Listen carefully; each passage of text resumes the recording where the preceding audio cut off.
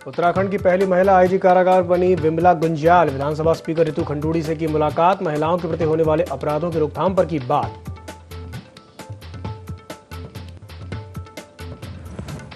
गढ़वाल के 3 दिवसीय दौरे पर कैबिनेट मंत्री धन सिंह रावत। कर्णप्रयाग पहुंचने पर कार्यकर्ताओं ने किया जोरदार स्वागत। जिला योजना की बैठक में करेंगे प्रतिभाग। जीएसटी पर बोले बीजेपी प्रवक्ता, टैक्स दे सभी व्यापारी, टैक्स नहीं देने वालों पर सरकार उठाएगी सख्त कदम।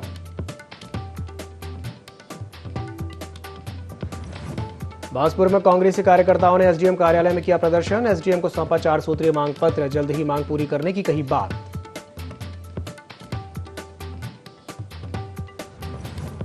और डेंगू की रोकथाम के लिए दून मेडिकल कॉलेज में बनाया गया आइसोलेशन वार्ड। देखरेख के लिए नोडल अधिकारी भी नियुक्त। उचित दवाइयों का प्रबंध भी किया गया।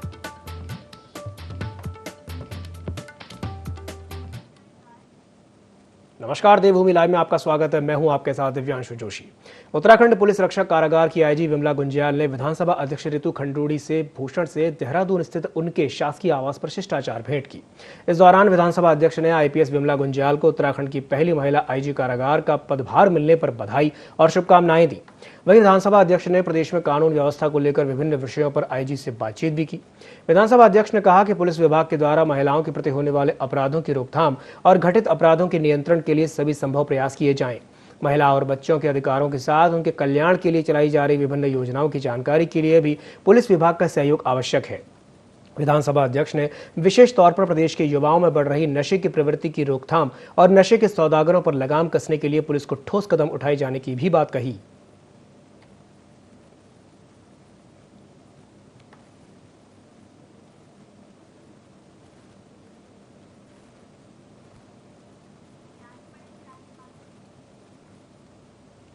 राज्यपाल लेफ्टिनेंट जनरल गुरमीत सिंह से राजभवन में हरिकृष्ण साहिब के प्रवास पर अवसर पर सीसगंज साहिब ज्ञानी हरनाम सिंह ने मुलाकात की। इस दौरान राज्यपाल ने प्रदेशवासियों को, विशेषकर सिख समुदाय के लोगों को सिखों के 8वें गुरु श्री हरिकृष्ण साहिब के प्रकाश पर्व की शुभकामनाएं दी।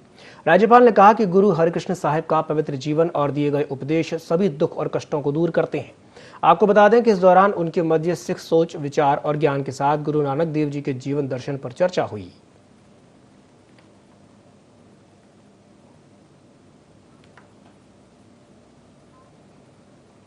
बांसपुर में कांग्रेस कार्यकर्ताओं ने 4 सूत्रीय मांगों को लेकर एसडीएम कार्यालय में प्रदर्शन किया। कार्यकर्ताओं ने विधायक प्रतिनिधि डीके जोशी के नेतृत्व में जिलाधिकारी और राज्यपाल के नाम का ज्ञापन तहसीलदार को सौंपा और जल्द ही अपनी मांगें पूरी करने की भी बात कही। इसमें अघोषित बिजली कटौती पर रोक लगाने और बाढ़ की समस्या का स्थायी समाधान शामिल है। प्रदर्शन के दौरान कांग्रेस कार्यकर्ताओं ने प्रदेश सरकार के खिलाफ जमकर नारेबाजी की। ज्ञापन हमने राज्यपाल जी को और जिलाधिकारी जी को यहाँ से भेजा है। उसमें हमारी मुख्य मांग है कि हमारे यहाँ पर जो इस वक्त अघोषित जो है बिजली कटौती हो रही है, किसान जो है पानी के लिए त्रस्त है और हमारे क्षेत्र में न तो आज खंबे हैं न ट्रांसफार्मर हैं। हर आदमी बिजली विभाग से परेशान है। मेन मुद्दा तो हमारा ये है। और दूसरा मुद्दा हमारा है, हमारे क्षेत्र में जो बाढ़ की स्थिति जो यहाँ पर बनती है, जो पहाड़ों का पानी बह के आता है, उससे हमारे कई गाँव ऐसे हैं जो बहने के कगार पर है। उसकी एक स्थायी निदान हमारी ये जो सरकार है इसको निकालना चाहिए। ये जनता के मुद्दे हैं और जनता की बात सुननी चाहिए। इसीलिए इस सरकार को इतना बहुमत मिला था और आज सरकार बिल्कुल जनता की अनसुनी कर रही है। पटवारी को अतिरिक्त चार्ज दिया गया था जिन ग्राम सभाओं में पटवारी नहीं है, जबकि यह स्थानीय स्तर की समस्या है जिसको तहसीलदार और एसडीएम महोदय खुद सोल्व कर सकते हैं, लेकिन उनके द्वारा इस समस्या को सोल्व नहीं किया जा रहा, जिस कारण ग्रामीण क्षेत्र की जनता को अपना स्थायी प्रमाण पत्र है, जाति प्रमाण पत्र है, तहसील संबंधित, जमीन संबंधित जितने भी डॉक्यूमेंट्स हैं उसको लेने में दिक्कत हो रही है। कोई भी पटवारी उस पर कार्य करने को तैयार नहीं है, जबकि यह स्थानीय स्तर की समस्या है, जबकि इसको उप जिलाधिकारी महोदय और तहसीलदार अपने स्तर से सोल्व कर सकते हैं। प्रमुख समस्या एक तो यहाँ पर यह है। दूसरी विद्युत की समस्या है। विद्युत कटौती इतनी हो रही है, जबकि उत्तराखंड एक विद्युत प्रदेश है। सबसे ज़्यादा हमारे पास योजनाएं हैं, जबकि जब यशपाल आर्य जी यहाँ पर कैबिनेट मंत्री थे, हम 48 घंटे के अंदर कोई ट्रांसफार्मर फूक जाता था उसको स्थानांतरित तुरंत कर दिया जाता था। लेकिन आज स्थिति ये होगी 48 दिन तक भी ट्रांसफार्मर नहीं लग पा रहा, किसान की फसल सूख रही है। प्रधानमंत्री आवास योजना के तहत गरीबों को आवास आवंटन में लॉटरी प्रक्रिया के विरोध में भारतीय जनता पार्टी के नेताओं ने हंगामा किया। आवास आवंटन प्रक्रिया में कई पात्रों को लाभ नहीं मिलने के बाद निराशा हाथ लगी है, तो वहीं कुछ ऐसे व्यक्तियों को भी आवास आवंटित कर दिए गए हैं जो कि पूरी तरह से सक्षम और संपन्न परिवार से हैं। वहीं वास्तविक दिव्यांग और गरीबों को आवास आवंटन की सुविधा नहीं मिल सकी, जिससे वे मायूस होकर के वापस लौट गए। आपको बता दें कि इस दौरान कार्यक्रम में नगर पंचायत के निर्वाचित सभी सभासद नदारद दिखाई दिए, जिसके बाद क्षेत्रीय विधायक के आग्रह पर 7 सभासदों में से मात्र 3 सभासद ही कार्यक्रम में पहुंचे। कार्यक्रम में लॉटरी प्रक्रिया का विरोध करते हुए हंगामा खड़ा हो गया। भाजपा मंडल अध्यक्ष, मंडल महामंत्री सहित भारतीय जनता युवा मोर्चा मंडल अध्यक्ष बॉबी संबल सहित कई नेताओं ने विरोध करते हुए हंगामा खड़ा कर दिया, जिसके बाद आवास आवंटन के लिए पुलिस को बुलाना पड़ा। महीने से लगे हुए पर नाम नहीं आया, उसमें अभी तक नहीं आया। उस नाम के इंतजार में बैठा था, मैं देखा पर 6-7 लोगों को मिल गया, उसमें मेरा नाम है ही नहीं विकलांग वाले में। मुझे तो ऐसे लग रहा है कि उनको ही दिया जा रहा है जिनके पास सब कुछ है, उनको नहीं दिया जा रहा है जिनके पास है ही नहीं। जब हम इस योजना को लेकर के आए थे श्रीमती अरुणा चौहान जी के समय में, और ये लगभग उनके कार्यकाल से पहले कार्यकाल पूरा होने तक 90% इसमें कार्य हो चुका था। बिल्डिंग में 10% कार्य बचा था। वो ये आज से 6-7-8 साल पहले आवंटन हो जाना चाहिए था, और जब वो आवंटन होता तो लोगों का उसका लाभ मिलता, क्योंकि ये जो योजना आई थी गरीबों को मकान थोड़े पैसों में मालिक बनाने के लिए बनाए गए थे, जो इसका उल्टा कर दिया गया है। अब इसको किराए पे दिया गया है। किराए पे भी आपने लोगों का जुलूस निकाल दिया, लोग बेवकूफों की तरह घूम रहे हैं। गरीबों को किराया पे दिया, कल उस किराएदार को डांटोगे, फटकारोगे, निकालोगे, तो किराएदार को दुखी करोगे। जिन बेचारों को जरूरत थी उनको मिला नहीं, तो इसलिए हम उससे निराश थे। कालाढूंगी में भारतीय किसान यूनियन ने उपजिलाधिकारी के माध्यम से मुख्यमंत्री को ज्ञापन भेजकर तहसील कालाढूंगी के 42 गांव में लेखपाल तैनात किए जाने की मांग की। भारतीय किसान यूनियन के जिला अध्यक्ष भगवान सिंह रौतेला के नेतृत्व में दर्जनों किसानों ने तहसील पहुंचकर तहसीलदार प्रियंका रानी को मुख्यमंत्री के नाम एक ज्ञापन सौंपा। भारतीय किसान यूनियन ने कहा कि लेखपालों के द्वारा अतिरिक्त कार्य छोड़ने पर भारी परेशानी का सामना करना पड़ रहा है, और चेतावनी भी दी कि अगर किसानों और जनता की समस्या का समाधान शीघ्र नहीं किया गया तो संगठन उग्र आंदोलन के लिए बाध्य होगा। परेशानी के संबंध में लिख के दिया है, क्योंकि पूरे जिले में, तहसील में तथा पूरे प्रदेश के अंदर लेखपालों ने अपना कार्य अपने क्षेत्र के अलावा बाकी क्षेत्र का कार्य छोड़ दिया है, तो जिससे बाकी किसानों को काफ़ी परेशानियां हो रही हैं। जैसे इस समय एडमिशन का टाइम है, बच्चों को सर्टिफिकेट बनाने हैं, किसानों को KYC बनानी है, उसके लिए और सारे काम किसानों के पटवारी के ही माध्यम से होते हैं, जो कि सारे बाधित हो रहे हैं। तो इन सारी समस्याओं को लेकर हमने सरकार मुख्यमंत्री के लिए तहसील के द्वारा ज्ञापन दिया है, और अगर उसमें यह भी दिया है कि अगर ये मांगा हमारी नहीं मानी गई, उनका व्यवस्था नहीं हुई, तो हम आगे धरना प्रदर्शन और आदि कुछ करने के लिए मजबूर होंगे। इसलिए इस पर शीघ्र कार्रवाई।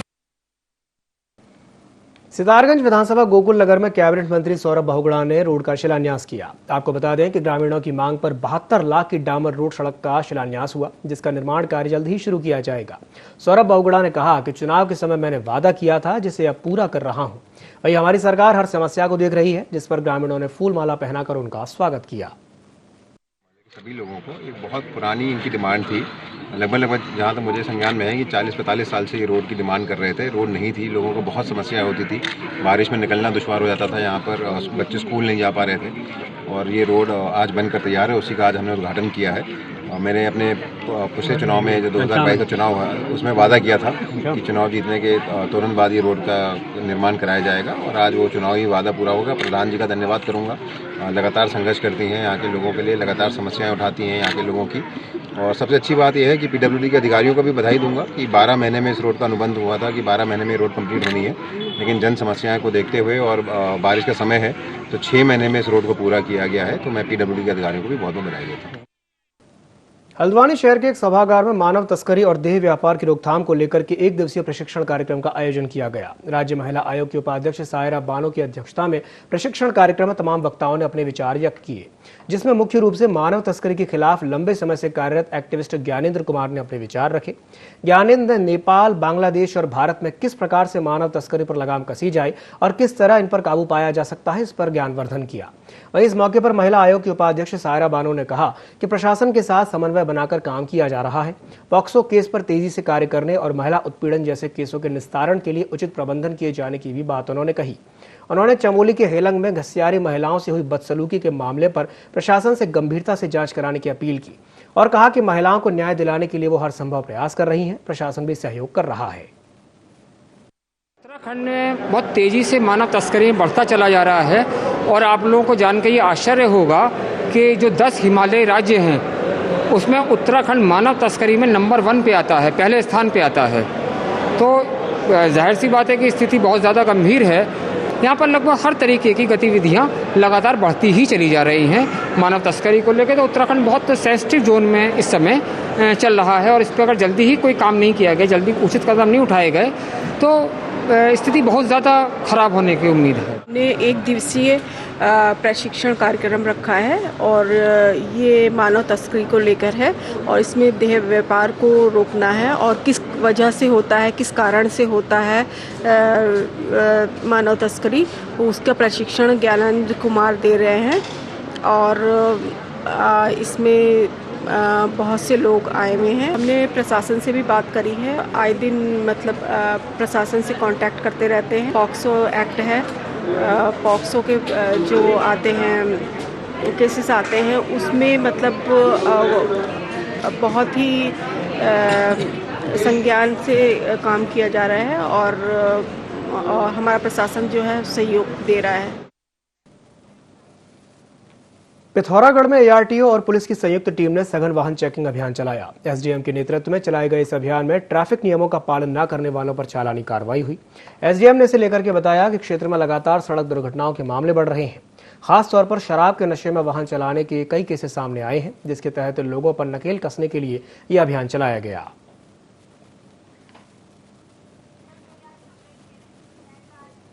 कारगिल विजय दिवस 26 जुलाई को धूमधाम के साथ मनाया जाएगा। देहरादून में मुख्य कार्यक्रम का आयोजन किया जाएगा। शुक्रवार को सैनिक कल्याण मंत्री गणेश जोशी ने तैयारियों की समीक्षा की। दूसरी तरफ उन्होंने सैन्य धाम के निर्माण में बरती जा रही ढिलाई पर अधिकारियों से कड़ी नाराजगी जताई। उन्होंने कहा कि इस दिवस को पूरे प्रदेश में धूमधाम के साथ मनाया जाएगा। सैन्य धाम के निर्माण कार्यों की धीमी गति पर जोशी ने अधिकारियों से नाराजगी जताई। वहीं बाद में मंत्री जोशी ने शौर्य दिवस की तैयारियों को लेकर अधिकारियों से जानकारी मांगी, जिसमें अधिकारियों के द्वारा मंत्री जोशी को अवगत कराया गया कि प्रदेश भर में शौर्य दिवस मनाने की दिशा में कार्य तेजी से चल रहा है।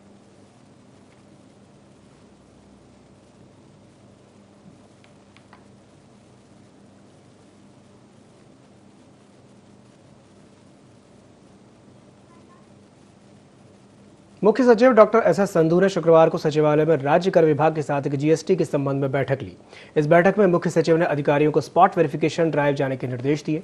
उन्होंने कहा कि इसके लिए वेरिफिकेशन टीम की संख्या बढ़ाकर अभियान में तेजी लाते हुए पूरे प्रदेश में शुरू किया जाए। मुख्य सचिव ने राज्य कर के अधिकारियों को निर्देश देते हुए कहा कि ईमानदार करदाताओं को परेशान न किया जाए, लेकिन कर चोरी करने वालों पर सख्त कार्रवाई की जाए। उन्होंने अपने समानांतर इंटेलिजेंस सिस्टम विकसित करके टैक्स चोरी करने वालों की जानकारी देने वालों को पुरस्कृत किए जाने की भी बात कही। साथ ही साथ ये भी निर्देश दिए गए कि जिस अधिकारी के क्षेत्र में लापरवाही करने वालों पर सख्त अनुशासनात्मक कार्रवाई की जाएगी, उसे पुरस्कृत किया जाएगा।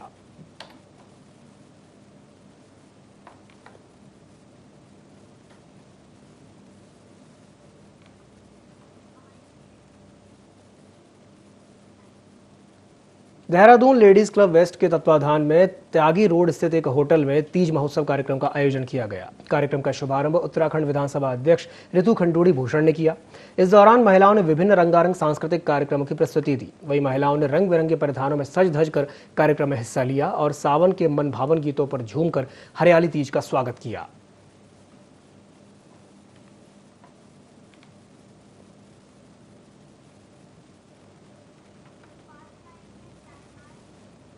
उत्तराखंड के कैबिनेट मंत्री सतपाल महाराज ने केंद्रीय विदेश मंत्री एस जयशंकर से मुलाकात की। इस दौरान भारत नेपाल के बीच ऐतिहासिक संबंधों को मजबूत करने में महत्वपूर्ण भूमिका अदा करने वाली बहुउद्देशीय पंचेश्वर बांध परियोजना की मंजूरी की प्रक्रिया में तेजी लाने के लिए संबंधित मंत्रालय को निर्देशित करने का अनुरोध किया। आपको बता दें कि सतपाल महाराज ने विदेश मंत्री एस जयशंकर से उनके नई दिल्ली स्थित आवास पर भेंट करके उन्हें एक पत्र भी सौंपा है।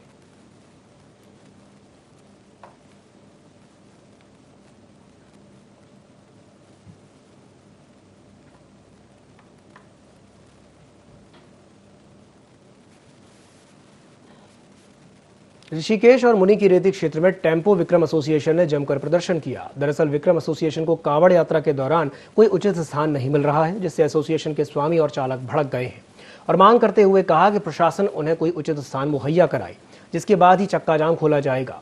वहीं वाहनों की दिक्कत सामने आने पर कांवड़ यात्रियों ने भी जमकर हंगामा किया, जिसके बाद प्रशासन कांवड़ यात्रियों के लिए हरिद्वार की ओर जाने के लिए बसों की व्यवस्था कर रहा है। बड़े दुख की बात है, 2 साल तो कोरोना काल में व्यापार चौपट हुआ। अब सदैव की भांति हम सब संस्थाएं सहयोग करके पुलिस का, प्रशासन का, कांवड़ मेले को सफल बनाते थे। लेकिन टिहरी पुलिस प्रशासन, जिला प्रशासन इतना आक्रमण्य हो गया है, इतना प्रताड़ना करना चाहता है कि हमारे व्यवसाय को चारों तरफ से उन्होंने बंद कर दिया है। और मैं तो कहता हूँ, अगर ऋषिकेश में कांवड़िए भाई नहीं आएंगे, भोले नहीं आएंगे, हमारा व्यापार कैसे चलेगा?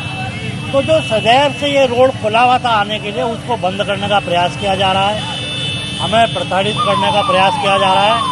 तो हम सब संस्थाओं ने निश्चय किया है कि हमने अनिश्चितकालीन बंद कर दिया है, हम कोई सहयोग नहीं करेंगे।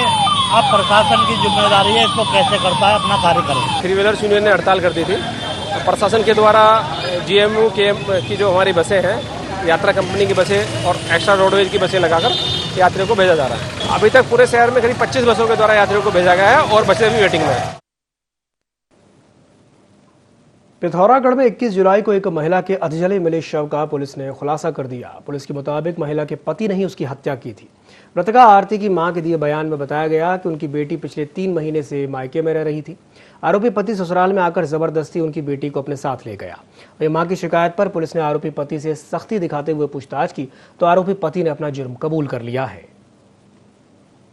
सुबह पिथौरागढ़ शहर के बाहर एक महिला का आधा जला हुआ शरीर जो है बरामद हुआ है, जिसकी पुलिस के द्वारा शिनाख्त की कार्रवाई की जा रही है और साथ ही साथ पंचायतनामा की कार्रवाई कर पोस्टमार्टम के लिए भेजा गया है और उसमें मुकदमा पंजीकृत करते हुए अग्रिम वैधानिक कार्रवाई की जा रही है। शुक्रवार को मुख्यमंत्री पुष्कर सिंह धामी के निर्देशों के क्रम में जिलाधिकारी और वरिष्ठ पुलिस अधीक्षक के द्वारा जनपद हरिद्वार के नारसन बॉर्डर से कावड़ पट्टी पर चल रहे श्रद्धालु और कावड़ियों के ऊपर हेलीकॉप्टर से पुष्प वर्षा करके स्वागत किया गया। श्रद्धालु कावड़ियों के ऊपर पुष्प वर्षा करने का यह क्रम बैरागी कैंप, शंकराचार्य चौक, हरि की पैड़ी और अपर रोड तक संचालित किया गया।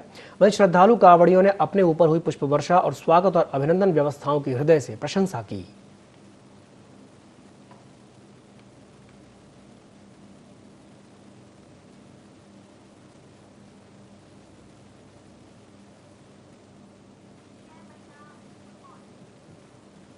चंपावत में सोबन सिंह जीना विश्वविद्यालय अल्मोड़ा के द्वारा 2 दिवसीय विश्वविद्यालय स्तरीय महिला फुटबॉल प्रतियोगिता आयोजित की गई। इस रोमांचक फाइनल मुकाबले में बागेश्वर महाविद्यालय की महिला टीम ने अल्मोड़ा एसएसजे परिसर की टीम को 2-0 से मात देकर ट्रॉफी पे कब्जा कर लिया। गौरचलोर मैदान में हुए रोमांचक फाइनल मुकाबले में दोनों ही टीमों को खिलाड़ियों ने शानदार खेल का प्रदर्शन करते हुए दर्शकों की वाहवाही लूटी। महाविद्यालय की प्राचार्य प्रेरणा नंदा के द्वारा खिलाड़ियों को ट्रॉफी के साथ पुरस्कार बांटे गए तथा उनके खेल की सराहना करते हुए भविष्य की शुभकामनाएं दी। जिला ओलंपिक संघ के जिला अध्यक्ष मनीष जुकरिया ने कहा कि अब पहाड़ों में लड़कों के साथ साथ लड़कियां भी फुटबॉल और अन्य खेलों में अपना दमखम दिखा रही हैं, जो पहाड़ के लिए गौरव की बात है। प्रतियोगिता में बागेश्वर, अल्मोड़ा, पिथौरागढ़, मुंशियारी महाविद्यालय की टीमों ने हिस्सा लिया था।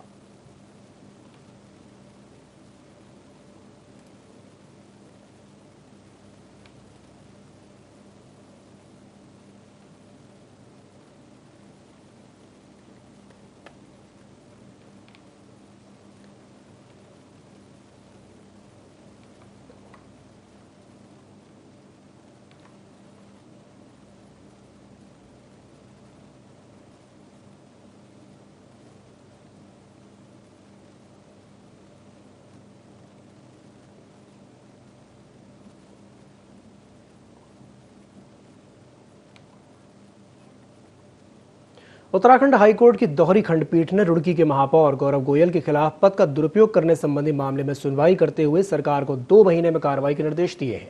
दरअसल याचिकाकर्ता अमित अग्रवाल ने गौरव गोयल पर जमीन की लीज बढ़ाने के एवज में 25 लाख रुपए मांगने का आरोप लगाया था। साथ ही गोयल पर नगर निगम में तैनात कर्मचारी को झूठे मामले में फंसाए जाने की भी बात कही गई है।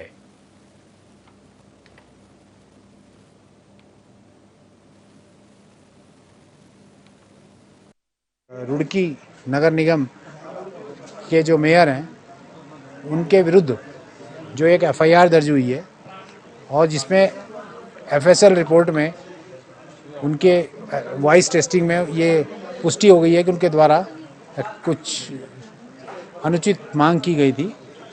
तो माननीय न्यायालय द्वारा शासन से कहा गया है कि धारा 16 जो पंचायत राज अधिनियम जो उत्तराखंड नगर निगम अधिनियम है उसके तहत आप इस पर आवश्यक कार्रवाई करके और जो उसमें प्रक्रिया दी गई है उसके अनुसार आप कार्य करके जांच करके 2 महीने के अंदर इस पर निर्णय लें। देहरादून के पूर्व जिला अधिकारी डॉक्टर राजेश कुमार को 3 दिन पहले स्वास्थ्य और मिशन के प्रभारी सचिव नियुक्त किया गया था। स्वास्थ्य विभाग का जायजा लेने के बाद डॉक्टर राजेश कुमार ने प्रेस कॉन्फ्रेंस की, जिसमें स्वास्थ्य व्यवस्था को किस प्रकार से बेहतर बनाया जा सकता है इसे लेकर के पत्रकारों से सुझाव लिए गए। साथ ही ये कहा कि अस्पतालों में डॉक्टर और स्टाफ की कमी के चलते जनता को कई बार परेशानियों का सामना करना पड़ता है, जिसे ध्यान में रखते हुए पीक आवर्स में स्टाफ अस्पताल में मौजूद रहे, इसको लेकर के काम किया जाएगा। झोला छाप डॉक्टर्स पर भी जल्द ही कार्रवाई करने की भी बात कही। वहीं सुचारू रूप से स्वास्थ्य सेवाओं को चलाने के लिए डॉक्टर और पेशेंट के रेशियो को बरकरार रखने के लिए प्रयास भी किए जाएंगे। साथ ही डेली मेडिसिन के माध्यम से जल्द ही डोर टू डोर डिलीवरी की व्यवस्था भी की जाएगी। कोविड के संबंध में जल्द ही दिशा निर्देश भी जारी किए जाएंगे। सबसे पहले हमारा एम और इंटेंशन ये रहेगा कि स्वास्थ्य सुविधाएं हर व्यक्ति तक पहुंचे। दूसरा, डॉक्टर्स, नर्सेस और जो हेल्थ स्टाफ हैं वो अपने अपने पीएचसीज में सीएचसीज में अवेलेबल रहें पीक टाइम में जब जनता की भीड़ सबसे ज़्यादा रहती है, और एब्सेंटिज्म किसी भी हाल में बर्दाश्त नहीं किया जाएगा। जो झोला छाप डॉक्टर्स हैं, जो अनरजिस्टर्ड मेडिकल प्रैक्टिशनर्स हैं, द क्वैक्स हैं, और जो अनरजिस्टर्ड सेंटर्स हैं जो पेशेंट्स को ट्रीट कर रही हैं, उन पे ज़रूर कार्रवाई देखने को मिलेगी। पूर्ति विभाग के द्वारा चलाई जा रही पात्र को हां पात्र को ना योजना के तहत 2 दिवसीय शिविर का आयोजन किया गया है। नगर पालिका अध्यक्ष गोविंद वर्मा की पहल और एफजीआई चंद्रकला चतुर्वेदी के दिशा निर्देश में राशन कार्ड बनाने की प्रक्रिया शुरू कर दी गई है, जिसके लिए पूर्ति विभाग के द्वारा 2 दिवसीय शिविर का आयोजन लोहाघाट नगर पालिका हॉल में किया गया है, जहां काफी संख्या में लोग अपना राशन कार्ड बनवाने पहुंचे। वहीं एफजीआई चंद्रकला चतुर्वेदी ने बताया कि राशन कार्ड बनाने और कागजात जमा करने के लिए सिर्फ पात्र लोग ही आए। एफजीआई चंद्रकला के द्वारा लोगों को विभिन्न प्रकार के राशन कार्ड बनाने के लिए जरूरी कागजातों की जानकारी दी गई। एफजीआई चंद्रकला ने कहा कि अपात्र व्यक्ति गलत दस्तावेज देकर राशन कार्ड ना बनवाएं, बाद में जांच होने पर उन लोगों के खिलाफ कड़ी कार्रवाई की जाएगी। साथ ही उन्होंने बताया कि ग्रामीण क्षेत्रों में समिति गठित की जा रही है। समिति द्वारा संचालित ग्रामीणों के ही राशन कार्ड बनाए जाएंगे। पास पहले से एसएफआई के पीले कार्ड बने हुए हैं, प्रचलन में हैं, तो उनको तो राशन कार्ड की छाया प्रति लानी है, साथ में आय प्रमाण पत्र और अपना एक मुखिया का आधार कार्ड और नोटरी का शपथ पत्र देंगे कि वो वास्तव में 15,000 से नीचे के मानकों की जो पात्रता है उसको पूरा करते हैं। कल के दिन ये उनका अपना एक शपथ पत्र देने पे फिर उनका दायित्व है कि अगर वो छुपा रहे हैं तो उसके लिए वो दोषी माने जाएंगे। बाकी आय प्रमाण पत्र, बॉन्ड और राशन कार्ड की छाया प्रति, और जिनके पास कोई कार्ड नहीं है, अभी तक कार्ड बना नहीं है, तो परिवार रजिस्टर परिवार से पृथक करके लाएंगे और सारे सदस्यों के आधार, मुखिया की फोटो, मुखिया का बैंक खाता और मुखिया की वोटर आईडी। बुलेटिन में फिलहाल के लिए इतना ही। दीजिए इजाजत। नमस्कार।